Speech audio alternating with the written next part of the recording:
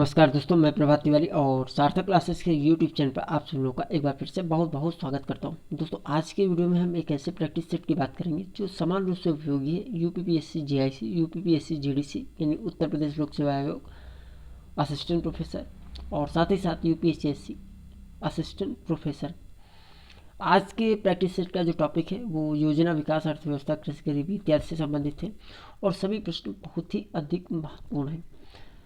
इस पूरे वीडियो के दौरान दोस्तों कुछ ऐसी मैं बातें भी आप लोगों के साथ साझा करूंगा जो आपको ज़रूर जाननी चाहिए आपके एग्ज़ाम के पॉइंट ऑफ व्यू से।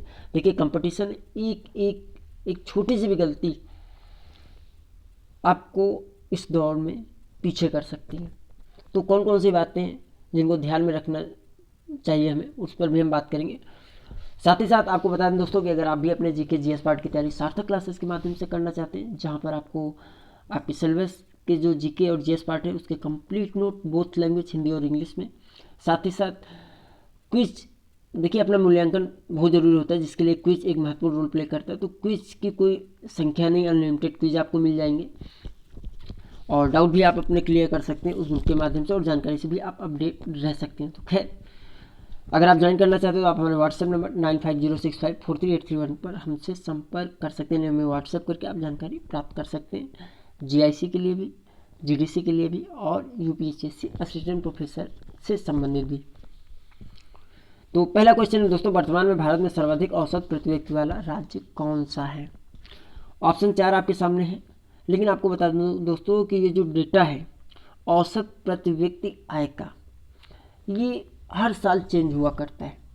तो इसमें इस कंडीशन में आपकी बहुत बड़ी रिस्पॉन्सिबिलिटी बन जाती है कि अगर आप तैयार कर रहे हैं किसी भी प्लेटफॉर्म के माध्यम से इस तरह के प्रश्नों की आप प्रैक्टिस कर रहे हैं, तो थोड़ा सोच समझ के आपको करना पड़ेगा। इसको आपको अपडेट करना ही होगा। तो आप इसको गूगल ज़रूर कर लीजिएगा, जानकारी ज़रूर कलेक्ट कर लीजिएगा कि लेटेस्ट अपडेट क्या है।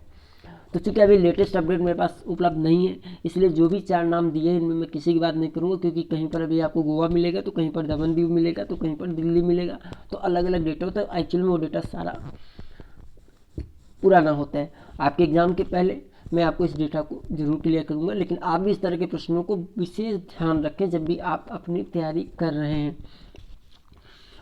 पूर्णतः आप किसी अन्य के ऊपर आश्रित बिल्कुल भी ना रहें और फिर ये नॉलेज है आपको जहाँ से मिले आपको पढ़ लेना चाहिए, ऐसा मेरा मानना है।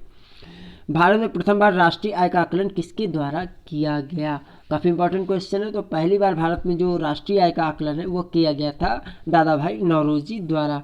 तो यहाँ पर ऑप्शन ए राइट आंसर हो जाएगा। आगे बढ़ते हैं, क्वेश्चन नंबर 3 काफ़ी इंपॉर्टेंट क्वेश्चन है। हिंदू वृद्धि दर निम्नलिखित में किससे संबंधित है? तो जो हिंदू वृद्धि दर है वह संबंधित है राष्ट्रीय आय से। तो ऑप्शन सी राइट आंसर हो जाएगा। क्वेश्चन नंबर 4, निम्नलिखित में नकदी फसल नहीं है। देखिए, यहाँ पर भी मैंने चूँकि बताया कि मैं कई बातें आपसे साझा करूँगी इस प्रैक्टिस सेट के माध्यम से। तो एग्जाम में कभी कभी क्या होता है, क्वेश्चन आता है बहुत सरल हमको लगता है, लेकिन उसमें लास्ट में क्वेश्चन में नहीं लिखा होता और उसको प्रेशर की वजह से कह लें या जल्दबाजी की वजह से हम कह लें, उस नहीं पर हमारा ध्यान ही नहीं जाता और आता हुआ ऑप्शन क्वेश्चन भी हमारा गलत हो जाता है। क्योंकि आप जानते हैं कि वहाँ OMR सीट आपको फिलअप करनी होती, एक बार आपने क्लिक उसको भर दिया तो फिर चेंज करने के अवसर आपके पास समाप्त हो जाते हैं। और खासकर जीडीसी जीआईसी वहाँ तो नेगेटिव मार्किंग अप्लाई है। एक क्वेश्चन इंपॉर्टेंट रोल प्ले करता है, जैसा भी आपने पिछले रिजल्ट देखे होंगे। बहुत सारे सिलेक्शन और ये सारी चीज़ें मैं आप लोगों के साथ वीडियो के माध्यम से साझा किया करता हूँ। वैसे दोस्तों आपको बता दें, थैंक्स, बहुत सारे सिलेक्शन है जीडीसी में सार्थक क्लासेस से, यूपीएससी में सार्थक क्लासेस से। तो सार्थक क्लासेस के ऊपर विश्वास करने के लिए थैंक्स आप लोगों को। तो ये प्रश्न क्या है, निम्नलिखित में नकदी फसल नहीं है। नकदी फसल ऐसे होती है जो खेत से तैयार हुई, उनको सीधे जाके मार्केट में बेच सकते हैं और वहाँ से हम कैश ले सकते हैं। तो यहाँ पर जो रबड़, गन्ना और तंबाकू ये आपकी नकदी फसल है, जबकि सोयाबीन नकदी फसल नहीं है। तो यहाँ पर ऑप्शन डी राइट आंसर हो जाएगा। आगे बढ़ते हैं, क्वेश्चन नंबर 5, निम्नलिखित में से किस स्थान को हरित क्रांति की जन्मस्थली के रूप में जाना जाता है? तो पंतनगर को हरित क्रांति की जन्मस्थली के रूप में जाना जाता है। Option B will be the right answer. Question number 6, प्रसिद्ध हरियाली योजना निम्न में से किससे संबंधित है? जो हरियाली योजना है वह संबंधित है दोस्तों जल प्रबंधन से। ऑप्शन ए राइट आंसर हो जाएगा यहाँ। व्यय कर लगाने हेतु भारत में सर्वप्रथम अनुशंसा की गई थी, यानी जो व्यय कर लगाया जाए भारत में उसकी अनुशंसा सर्वप्रथम किसके द्वारा की गई थी? तो यह की गई थी कॉलडार द्वारा। ऑप्शन सी राइट आंसर हो जाएगा यहाँ पर। आगे बढ़ते हैं क्वेश्चन नंबर 8, निम्नलिखित में भारत की सबसे बड़ी ई कॉमर्स कंपनी कौन सी है? तो दोस्तों ये अमेजॉन है। ऑप्शन बी राइट आंसर हो जाएगा यहाँ पर।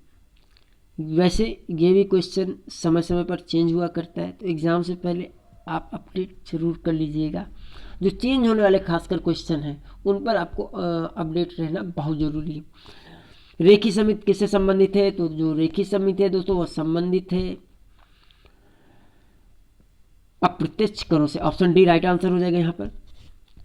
क्वेश्चन नंबर 10, मुद्रा के कार्य कौन कौन से हैं? यहाँ पर देखिए 3 ऑप्शन दिए गए हैं, आपको लगेगा ये तीनों ऑप्शन मुद्रा के कार्य से संबंधित हैं। ब्याज का भुगतान करना, उत्पादकता को बढ़ावा और धन का संचय। तो आपको बता दें कि तीनों में से कोई भी ऑप्शन मुद्रा के कार्य से संबंधित नहीं है। ऑप्शन डी राइट आंसर हो जाएगा यहाँ पर क्वेश्चन नंबर 10 में।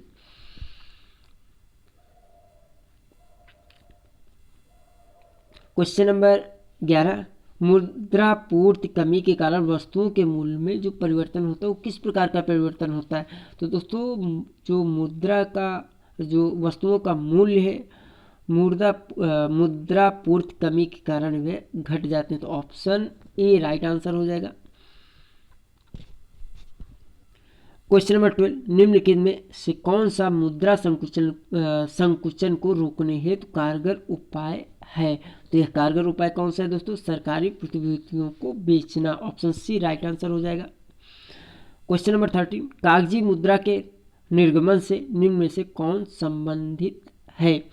तो यहाँ पर देखिए केंद्रीय बैंक, व्यापारिक बैंक, इंटरनेशनल बैंक या सभी। तो यहाँ पर केंद्रीय बैंक जो है वह कागजी मुद्रा के निर्गमन से संबंधित है। ऑप्शन ए राइट आंसर हो जाएगा यहाँ पर। निम्नलिखित में से अप्रत्यक्ष कर कौन सा है? तो इसमें जो ऑप्शन है इसके अनुसार जो अप्रत्यक्ष कर है वह है बिक्री कर। ऑप्शन बी राइट आंसर हो जाएगा। भारत में सर्वप्रथम कागजी मुद्रा किस वर्ष प्रचलन में आई? तो भारत में सर्वप्रथम कागजी मुद्रा का प्रचलन हमें देखने को मिलता है 1862 में। तो क्वेश्चन नंबर 15 राइट आंसर हो जाएगा डी। क्वेश्चन नंबर 16, निम्न में से वह कौन सा कृषि उत्पाद है जिसके द्वारा वर्तमान में भारत सर्वाधिक विदेशी मुद्रा की प्राप्ति करता है? तो दोस्तों विदेशी मुद्रा की प्राप्ति हो रही, तो यहाँ पर जो कच्ची कपास है इससे भारत को सर्वाधिक विदेशी मुद्रा की प्राप्ति होती है। तो ऑप्शन सी राइट आंसर हो जाएगा क्वेश्चन नंबर 16 में। ऐसी विदेशी मुद्रा जो शीघ्र देशांतर की प्रवृत्ति रखती हो क्या कहलाती है? तो इसको हम लोग कहते हैं गरम मुद्रा। ऑप्शन सी राइट आंसर हो जाएगा। देखिए ये भी क्वेश्चन बहुत पूछा जाता है, गरम मुद्रा निम्नलिखित में किस मुद्रा को गरम मुद्रा कहते हैं? तो ऐसी मुद्रा जिसका शीघ्र देशांतर हो जाए। क्वेश्चन नंबर 18, मानव विकास सूचकांक की अवधारणा के प्रतिपादक अर्थशास्त्री महबूब उल हक किस देश से संबंधित है? तो महबूब उल हक है ये संबंधित है पाकिस्तान से। ऑप्शन ए राइट आंसर हो जाएगा। शब्द बुल एवं बियर किससे संबंधित? तो आप सभी लोग जानते हैं शेयर मार्केट से संबंधित है, आपने सुना भी होगा। क्वेश्चन नंबर 20, भारतीय मुद्रा पूर्ति का नियंत्रक कौन है? तो भारतीय मुद्रा पूर्ति का जो नियंत्रक है वह है RBI. Option C right answer हो जाएगा। क्वेश्चन नंबर 21, भारत में कृषि हरित क्रांति लागू करते समय कौन सी पंचवर्षीय योजना चल रही थी? तो देखिए यहाँ पे पंचवर्षीय योजना के नाम दिए गए हैं, लेकिन जो इसका उत्तर है वह है इनमें से कोई नहीं। तो अब आपको कमेंट करना है कि वो कौन सी पंचवर्षीय योजना थी जिस समय हरित क्रांति को लागू किया गया। हमें आपके कमेंट का इंतजार रहेगा। तो राइट आंसर हो जाएगा डी।